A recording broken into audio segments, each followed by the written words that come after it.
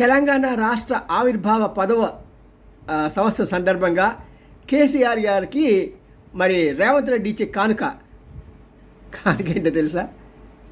గొర్రెల పెంపకంలో 2,10,00,000 రూపాయల స్కామ్ జరిగిందని ఇంతవరకు 10 మందిని అరెస్ట్ చేశారు. అంతేకాదు అక్కడ ఉన్న పెద్ద పెద్ద అధికారులు కూడా వారిని కూడా అరెస్ట్ చేశారు. ఇవాళ మరొక 2 పెద్ద తలకాయలను అరెస్ట్ చేశారు. పాపం పేరు చెప్పడం ఎందుకులేండి, వాళ్ళ పరులు పోతాయి. మరి ఇలాంటి సమయంలో ఇక్కడ వరకు స్టేజ్ వచ్చింది కాబట్టి వీరందరిని ఇంట్రాగేట్ చేస్తే రాజకీయ నాయకులు ఫైనల్గా కేసీఆర్ని ఇరికించడానికి కావాల్సిన ప్రతి ఒక్క వాళ్ళకి ఎవిడెన్స్ దొరుకుతుంది.